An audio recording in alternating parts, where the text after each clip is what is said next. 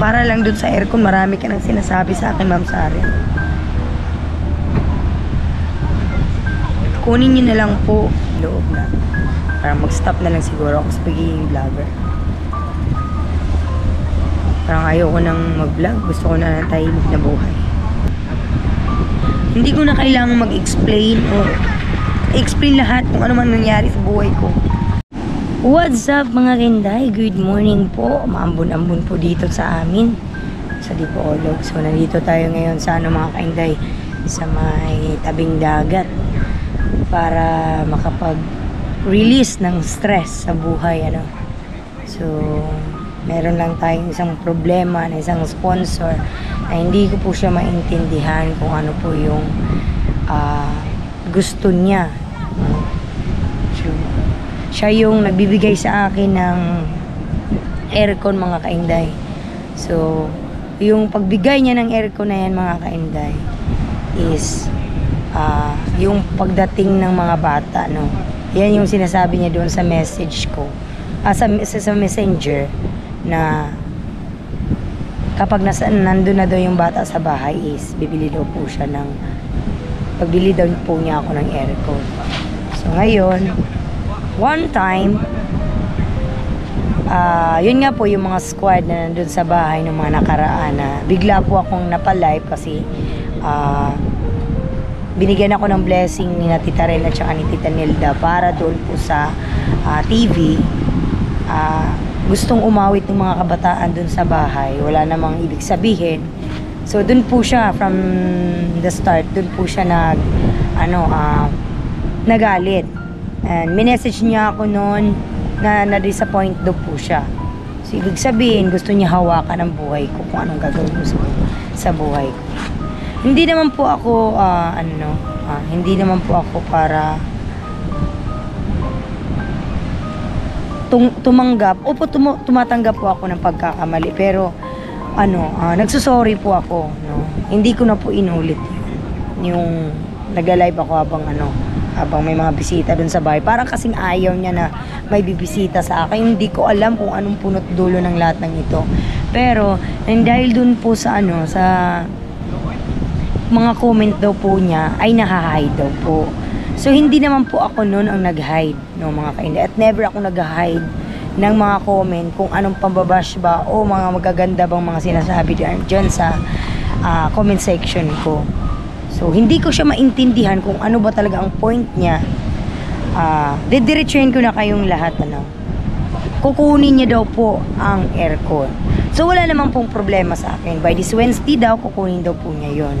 So, sabi ko po, wala po akong magagawa kung kukunin niya. No? So, ang akin lang dito ay dadaan po natin sa barangay para naman po sa kaalaman ng lahat, is nakuha na talaga at anong tawag dito? Maayos ba na napag-usapan na ibinigay ko ng kusang loob, mga Kainday. So, lahat po ng nangyayari sa buhay ko, mga Kainday, sa mga tumutulong sa akin, si Tita Jolie, alam ko malaking tulong niya sa buhay ko. Never po yan ang sumbat sa akin at never po yan ang salita ng ganyan. Sa aircon, marami siyang mga message sa akin ng ganito, ganyan. Na meron daw po siyang naririnig, ganito, ganyan. Sabi ko, wala na po akong pakialam dyan as long as hindi po sila nagbibigay sa akin ng araw-araw kong mga kinakailangan sa buhay. At never po akong nanapak ng tao. Never po ako nakialam o nanira ng kahit na sinong tao. Diba, mga Kainday?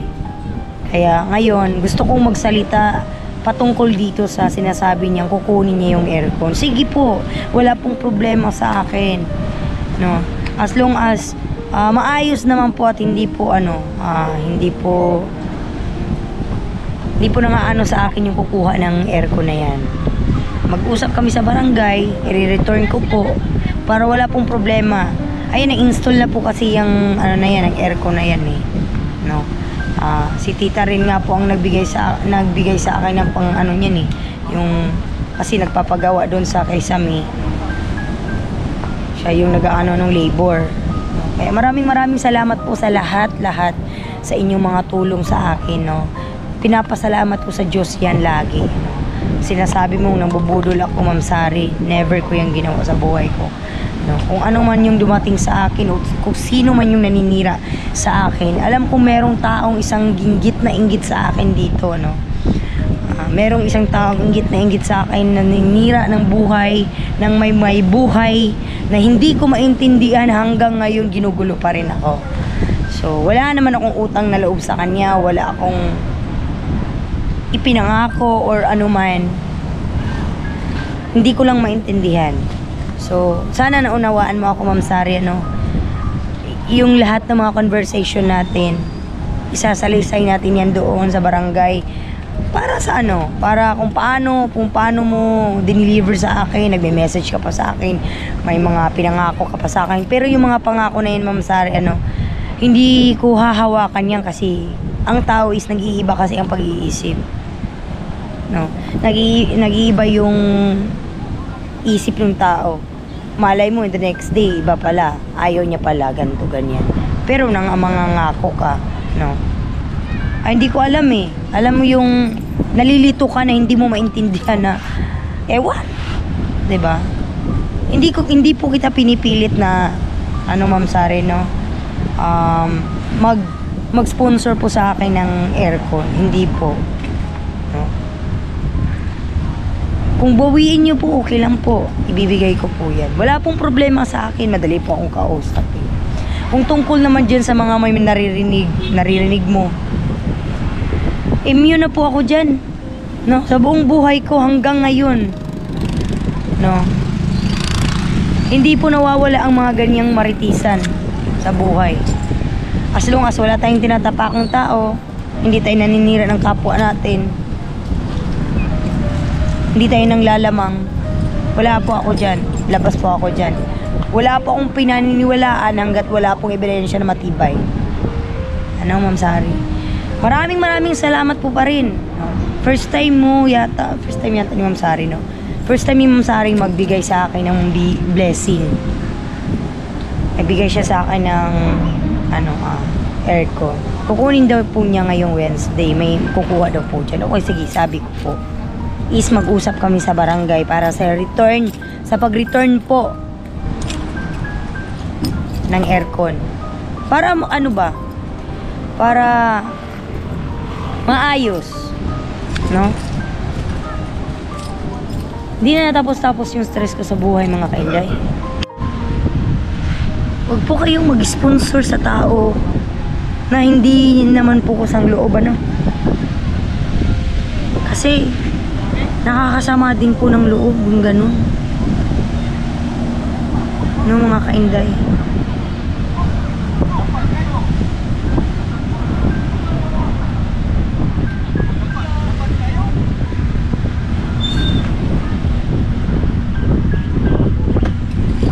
Hindi ko lang maintindihan. Maraming mga naisasabi si Ma'am Sari tungkol sa akin na hindi naman niya alam sa personal.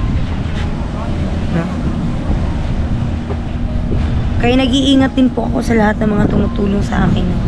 Kasi baka one day isusumbat sa'yo. Baka may nagawa kang mali pala. Yun ang gagamitin ng dahilan para sirain ka. Ano, mga kainday? Hindi ko alam. Na-stress po ako. Bigla-bigla na lang siyang nagme-message ng parang yung pag may nakikita siyang hindi maganda sa ano. Kasi hindi ko alam eh. Wala talaga akong alam.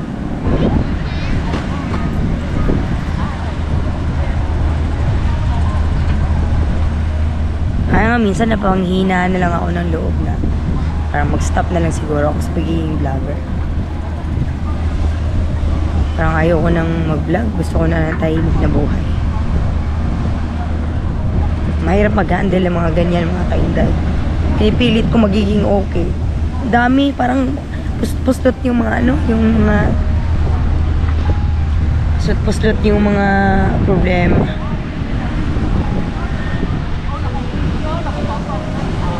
Para lang dun sa aircon, marami ka nang sinasabi sa akin, Ma'am Sari.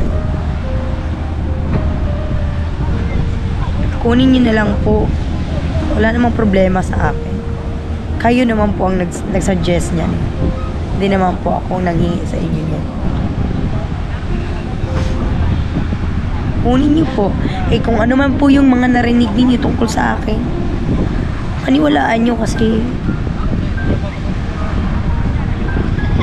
wala akong magagawa dyan Hindi ko na kailangang mag-explain o explain lahat kung ano man nangyari sa buhay ko.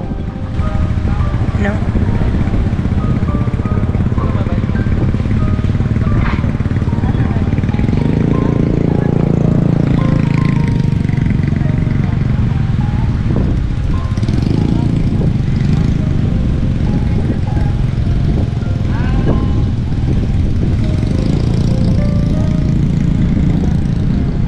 Antayin ko po ngayong Wednesday. Umuulan na mga kainday.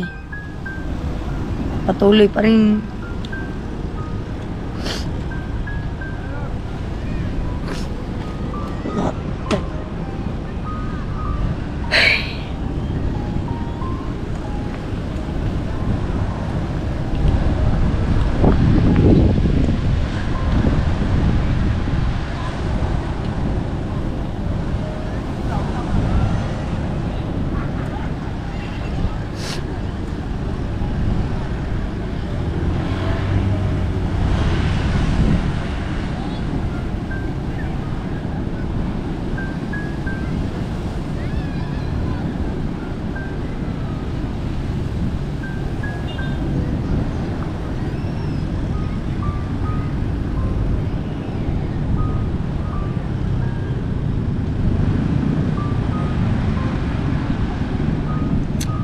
Ayun naman, tumigil yung luha ko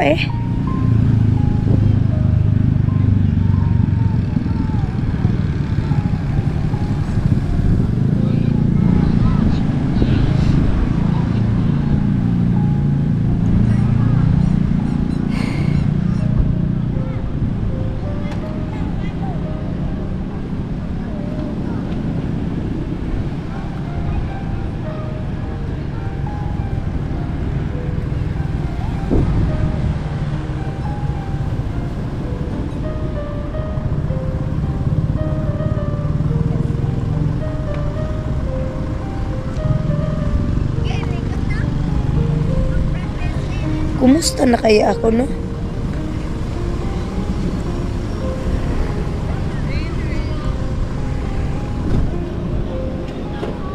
Parang sa buong buhay ko ngayon lang ako magtatanong sa sarili ko, kumusta na kaya ako?